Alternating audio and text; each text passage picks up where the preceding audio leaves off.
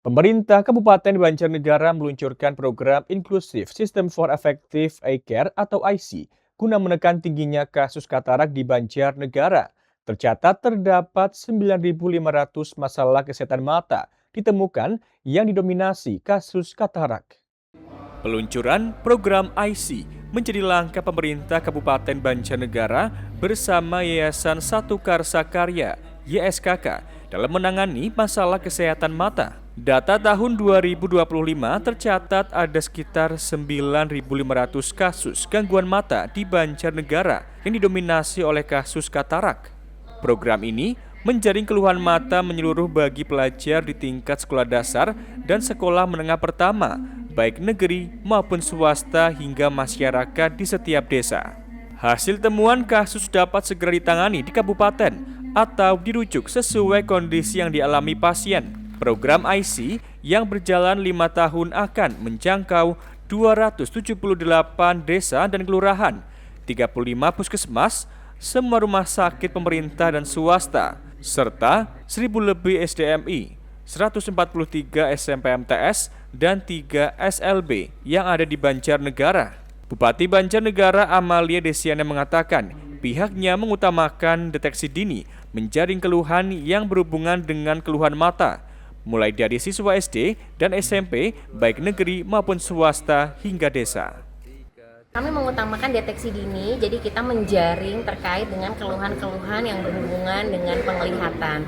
Jadi nanti mulai dari SD, lalu kemudian SMP, baik negeri maupun swasta, lalu nanti di tingkat desa, semuanya berkolaborasi melalui puskesmas dan kecamatan untuk kita mendeteksi terkait dengan gangguan-gangguan penglihatan. Nanti kita inventarisir mana yang bisa dilaksanakan di tingkat kabupaten, mana yang harus melakukan rujukan. Jadi program ini tentunya sangat baik karena kita bisa mengetahui permasalahan khususnya terkait dengan penglihatan di Kabupaten Banjarnegara. Direktur YSKK Iwan Setioko menyatakan kasus gangguan mata di Banjarnegara tinggi.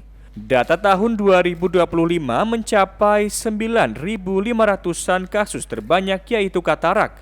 Sebagian besar masyarakat yang terdeteksi mengalami gangguan penglihatan justru tidak sadar, sehingga perlu adanya deteksi dini. Ada dua alasan. Yang pertama itu terkait dengan tingginya kasus gangguan kesehatan mata. Jadi kalau di angka di tahun 2025 kemarin itu datanya itu sekitar 9.500-an. Jadi cukup tinggi gitu. Nah, sedangkan yang kemudian data tingginya itu masih di katarak ya yang tertinggi itu. Cuma masalahnya itu sebagian besar masyarakat yang kemudian dideteksi gangguan itu tidak menyadari bahwa dirinya itu mengalami gangguan gitu, sehingga tadi disampaikan Dr. Amalia bahwa kita memerlukan deteksi dini di masyarakat dan sekolah. Terus yang kedua, komitmen dari pemerintah daerah yang menyambut baik program ini, sehingga itu menjadi salah satu keputusan kenapa kemudian memilih Banjarnegara sebagai salah satu pilot juga. Program akan memberdayakan kader kesehatan dan posyandu untuk melakukan deteksi dini sebagai upaya promotif, preventif, kuratif, dan rehabilitatif.